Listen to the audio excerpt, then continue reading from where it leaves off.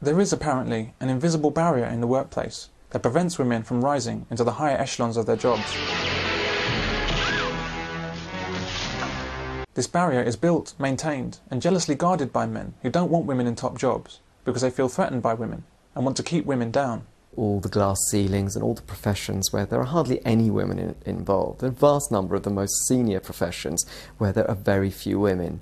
Law, politics, industry, economics, diplomacy, all those leading industries.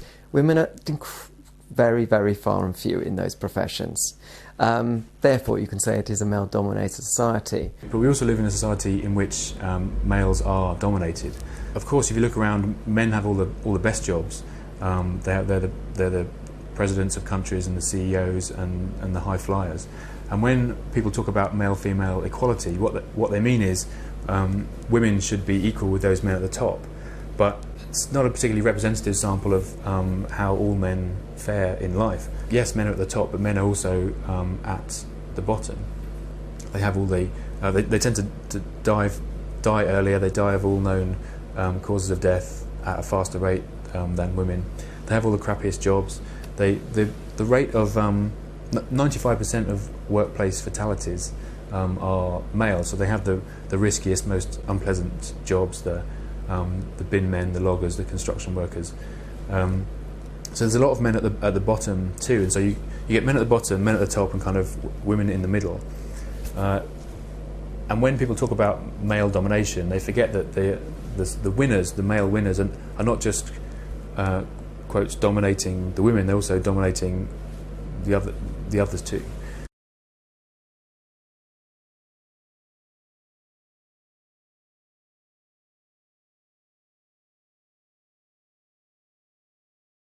So why did John McCain pick a woman for his running mate in 2008? Was she really the best candidate? You put me on your ticket, not because I share your views, but because I didn't share your gender. So don't take the moral high ground. We all know how this game is played. Glass ceilings and old boys networks undoubtedly do exist, and they affect many people for many reasons, certainly not just women. Some glass ceilings are there due to ability or lack of it in an individual. Sometimes it's social class or educational background. Sometimes it's religion or political beliefs, or even something as minor as an accent. For example, this guy would have a hard time becoming a BBC newsreader. But a college to help get the job. There's too much discrimination in this town, man, because they're both schools, right? And we're all in this together. In fact, there are so many reasons, valid or otherwise, why some people rise in an organisation and some people don't. It becomes ludicrous to single out women as a special case. And who do we have running for president? Who the hell is running for president? We got two guys, man. Got John McCain. John McCain, 72 years old.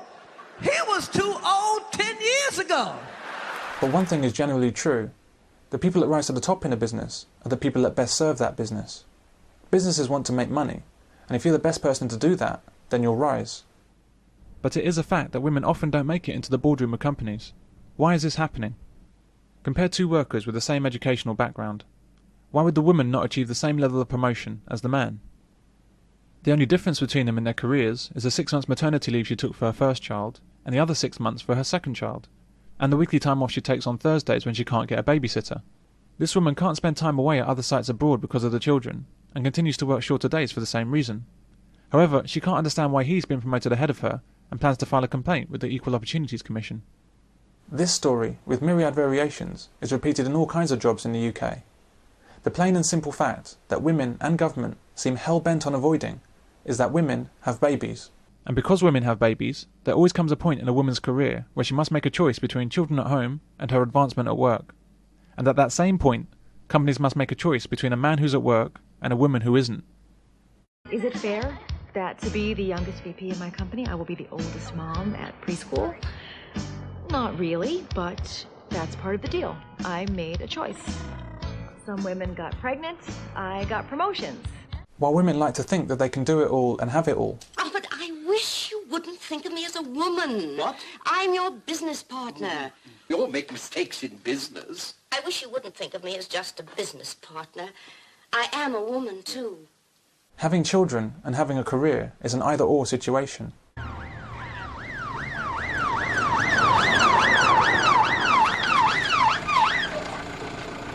This must be her.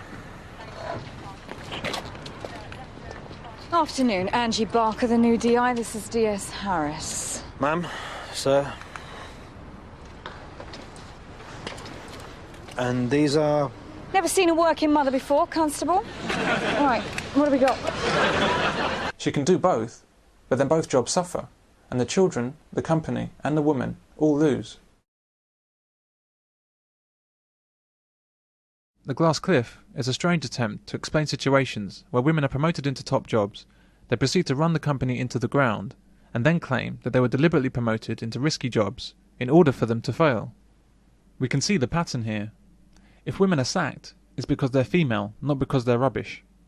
If they're not promoted, it's because they're female, not because they're not qualified. And now with the Glass Cliff, if they are promoted and then do badly, suddenly it's not because they're female. It's a cunning plan by men. One glass phenomenon that actually has validity is what the author Warren Farrell calls the glass cellar.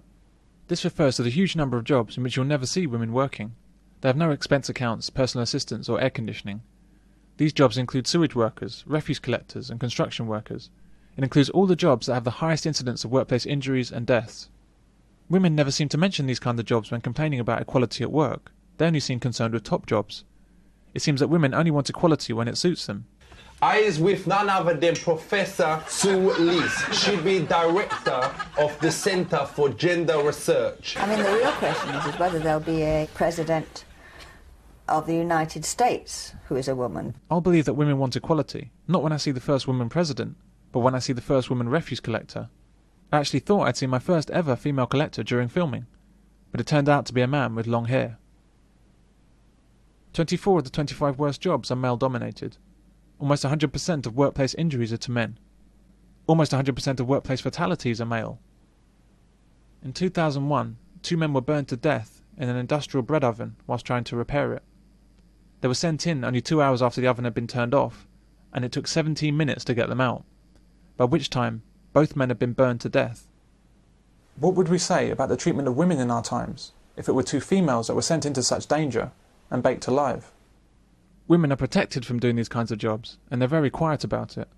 There are certainly no women protesting here in Parliament Square about why more females are not sewage workers, or why more females are not losing fingers and hands in industrial accidents. But they will protest about why there are not more women MPs, or more women company directors. Yeah, you don't often see, placards saying equal workplace fatalities for women, for example. If male-dominated professions are a sign that women are oppressed, then women should seek parity in all of these jobs, not just the nice ones. The BBC has a lot to say about the glass ceiling and the glass cliff on its news website. But despite the incredible scarcity of women in dangerous jobs, they choose not to mention the glass cellar.